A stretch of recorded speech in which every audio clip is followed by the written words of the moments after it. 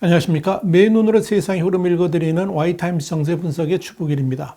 유럽연합, 그러니까 EU 27개 회원국 간에 이 러시아산 원유 수입을 부분 금지하기로 한 것에 대해서 호세 보렐 유럽연합 EU 외교안보정책 고위 대표는 현지 시간으로 31일 이런 말을 했습니다. EU의 러시아산 원유 부분 금수 조치가 러시아의 우크라이나 전쟁 작전에 지장을 줄 것이라 그러면서 이번 조치의 목적은 러시아가 그들의 전쟁 기계에 공급할 재정 자원을 덜 보유하게 만드는 것이다. 이렇게 강조를 했습니다. 보렐 대표는 이어서 우리는 러시아의 가장 중요한 고객이라 그러면서 이 EU의 금수 때문에 러시아가 다른 대상들의 평소보다 낮은 가격으로 원유를 제공하게 되면 러시아의 수익이 악화될 수 있다. 이렇게 주장을 했습니다. EU 27개국 정사들은 전날 회의에서 올해 말까지 러시아산 석유 수입의 90%를 금지한다는 내용을 담은 6차 러시아 제재안에 합의를 했습니다. 이에 대해서 샤를 미셸 EU 정상회의 상임의장은 트위터를 통해서 제재는 즉각 러시아산 석유 수입의 75%에 영향을 미친다 그러면서 연말까지 유럽이 수입하는 러시아산 석유의 90%가 금지될 것이다. 이렇게 밝혔습니다. 미셸 의장은 이어서 러시아 전쟁 기계의 엄청난 재정 원천을 끊는 것이라 그러면서 전쟁을 끝내도록 러시아에 최대 압력을 가하겠다라고 강조를 했습니다. EU 정상들은 러시아 최대 은행인 스베르방크를 이 국제은행 간 통신협회, 그러니까 스위프트에서 제외를 하고 러시아 국영방송사 세 곳의 수신을 막는 방안에도 합의를 했습니다. 그간 EU는 러시아산 원유 수입을 제재하려고 했지만 이 헝가리를 필두로 해가지고 일부 국가의 반대로 합의의 진통을 겪었습니다. 실제 이번 정상회담에서도 견해차를 좁혀서 절충안을 마련하기까지 꽤 시간이 걸렸습니다. 결국 우선 해상 유조선을 통해 들어오는 러시아산 석유만 금지하기로 했는데 이는 러시아에서 들여오는 석유의 3분의 2에 해당되는 규모입니다. EU의 러시아산 석유 금수 조치와 관련해서 미국의 월스트리트 저널은 미국 시간으로 31일 EU의 이번 제재 조치는 러시아에서 가장 가혹한 조치가 될 수 있을 것이다 그랬습니다. 그러면서 전쟁 자금을 조달하는 데 큰 어려움을 겪게 될 것이다. 이렇게 내다봤습니다.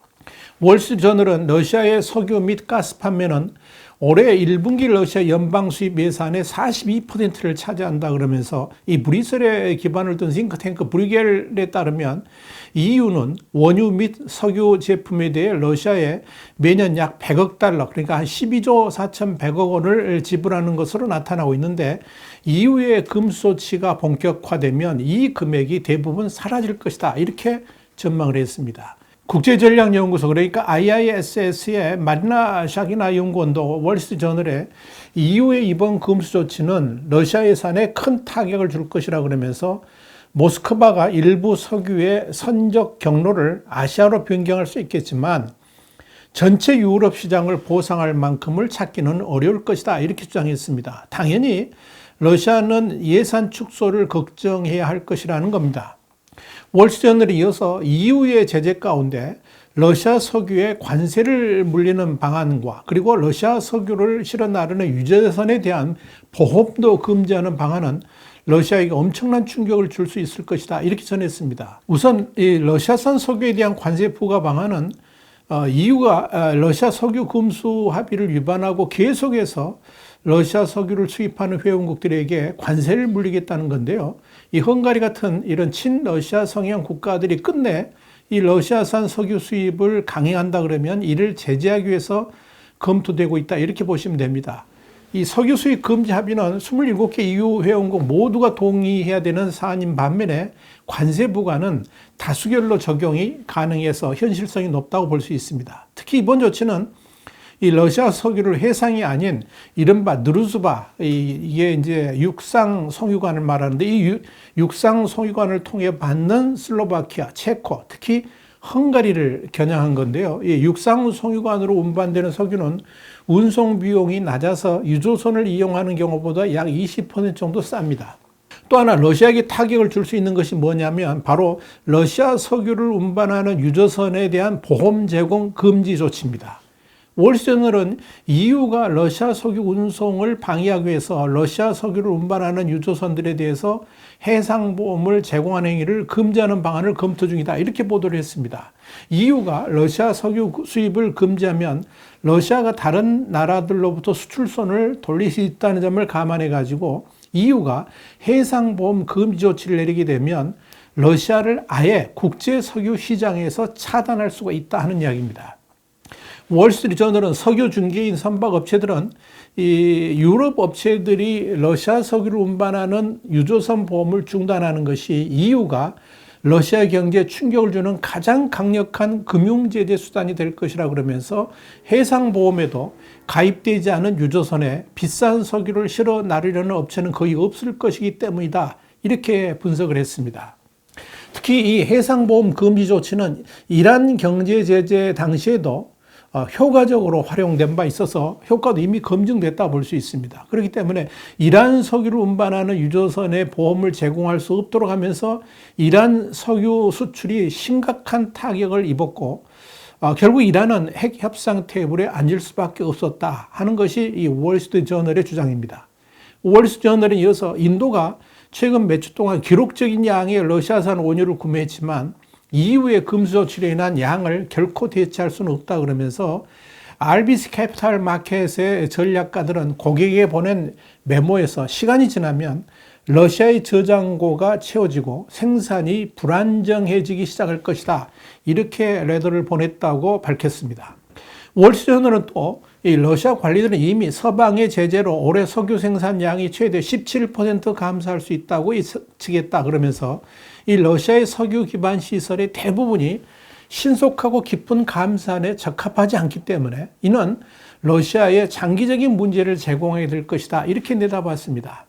특히 이 추운 시베리아 기후는 파이프라인이 석유 없이 파열될 수 있음을 의미하는 것이고 수확량이 적은 이 소비에트 시대의 유전은 유지 보수 및 재가동에 비용이 많이 들 것이라 그러면서 분석가들은 러시아가 석유 생산량을 줄이게 되면서 시설들을 폐쇄하게 되면 대부분이 영구적으로 손실될 수 있다, 그러니까 쓸 수 없게 된다, 이렇게 내다본 겁니다. 엄청난 피해가 올 수 있다 하는 전망인 겁니다. 월스트리트저널은 그러면서 수십 년에 걸친 러시아 석유 의존을 끝내는 것은 유럽에게도 강력한 도전이 되고 또 새로운 공급원을 찾아야 된다 그러면서 아마도 글로벌 인플레이션을 부채질하고 석유 수입을 위해서 유럽과 경쟁하게 될 가난한 지역의 연료 부족을 악화시킬 수 있다라고 내다봤습니다.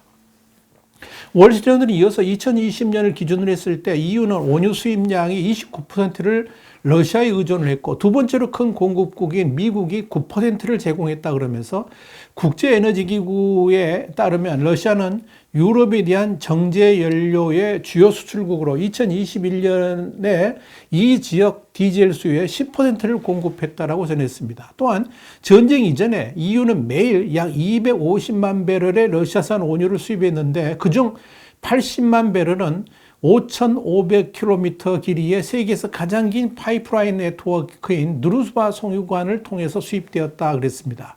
그러면서 EU의 이번 제재는 파이프라인을 통해 유럽으로 오는 석유를 면제한다라고 월스트리트저널은 밝혔습니다. 이와 관련해서 이 컨설팅 회사인 에너지 에스펙스의 설립자인 아미타스는 연말까지 러시아의 EU로 유입되는 원유는 하루 50만 배럴로 전쟁 전 수준의 20% 수준으로 줄어들 것이다, 이렇게 월스트리트저널에 말을 했습니다.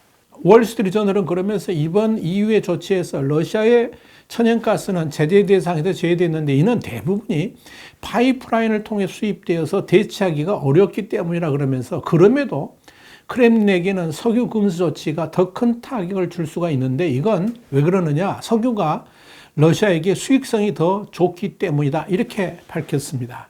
EU의 러시아산 석유 금수 조치 등의 일련의 제재와 함께 러시아에게 또 다른 충격파도 대기 중입니다. 석유 수출국 기구, 그러니까 우리가 오펙이라고 그러죠. 이 오펙이 러시아를 산유량 합의에서 제외하는 방안을 검토하기 때문에 그렇습니다. 월스트리트저널은 31일 오펙 소식통을 인용해서 서방의 제재와 유럽연합의 원유 부분 금수 조치로 러시아의 석유 생산 능력이 저하되면서 일부 오펙 회원국들이 산유량 합의에서 러시아의 참여를 중지시키는 방안을 모색 중이다. 이렇게 보도를 했습니다.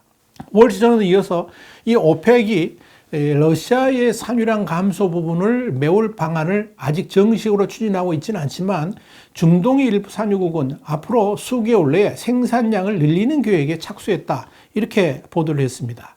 오펙과 러시아 같은 비오펙 산유국들의 합의체인 오펙 플러스 산유국 합의에서 세계 3대 산유국인 이 러시아를 제약이 되면 사우디아라비아와 아랍에미리트 같은 다른 오펙 회원국의 원유 생산량을 크게 늘릴 수 있게 됩니다. 그렇게 되면 러시아산 석유는 사실상 갈 곳이 없어지면서 심각한 타격을 받을 수 있게 됩니다. 미국과 유럽 등의 서방은 이 러시아의 우크라이나 침공으로 석유 가격이 치솟기 시작한 이래 이 오펙 플러스의 산유량을 확대해달라고 요구를 해왔습니다. 그러나 러시아 등이 포함된 오펙 플러스 산유국들은 이 같은 요구를 번번이 거절해 왔는데 오펙이 드디어 이런 방안을 본격적으로 검토하기 시작했다는 겁니다. 오펙 13개 회원국과 러시아를 비롯한 10개 비오펙 산유국의 모임인 이 오펙 플러스는 2일 회의를 열고 산유량을 코로나19 팬데믹 이전 수준으로 회복하기 위해서 1일 43만 2천 배럴의 증산에 합의할 것으로 예상되고 있습니다. 물론 미국과 EU는 이 같은 계획이 러시아의 우크라이나 침공 이후 석유 시장을 안정화하기 위해 충분하지 않다 그러면서 증산량을 더욱 늘려주기를 원하고 있지만 오펙 플러스는 이를 거부하고 있습니다. 다만 이 오펙은 산유량 합의와 별개로 러시아하고의 제휴를 앞으로도 유지하려고 할 가능성이 크다. 이렇게 월스트리트저널은 관측했습니다. 아마도 푸틴은 이 러시아의 에너지에 대해서 EU가 이렇게까지 강수를 둘 것이라고는 상상조차 하지 못했을 겁니다. 당연히 이 우크라이나를 침공하면서도 한 달 안에 전쟁이 마무리될 것을 생각을 했고 그렇기 때문에 이 러시아의 최대 수출 품목이자 재정에 생명줄약할 수 있는 에너지로 인해 가지고 러시아가 타격을 받는다는 것은 아예 계획조차 없었다 하는 이야기입니다. 그러나 지금 러시아에게 닥친 시나리오는 최악의 상황으로 흘러가고 있습니다. 이는 러시아가 동부 돈바스를 취한다고 하들 그를 통해서 얻는 것보다 더 엄청난 손실을 당할 위기에 처해 있다 보시면 타당할 겁니다. 여러분 상상해 보십시오. 러시아의 전체 수익 가운데 40%는 아니더라도 그 절반에 해당되는 20%만 사라진다 해도 이를 무엇으로 메꿀 수가 있으며 또한 그 공백으로 생기는 국가 재정 적자는 도대체 어떻게 해결해야 할까요? 이는 전쟁 수행 중단은 물론이고 국가 경제 전체가 흔들리는 최악의 상황으로 흘러갈 수도 있을 겁니다.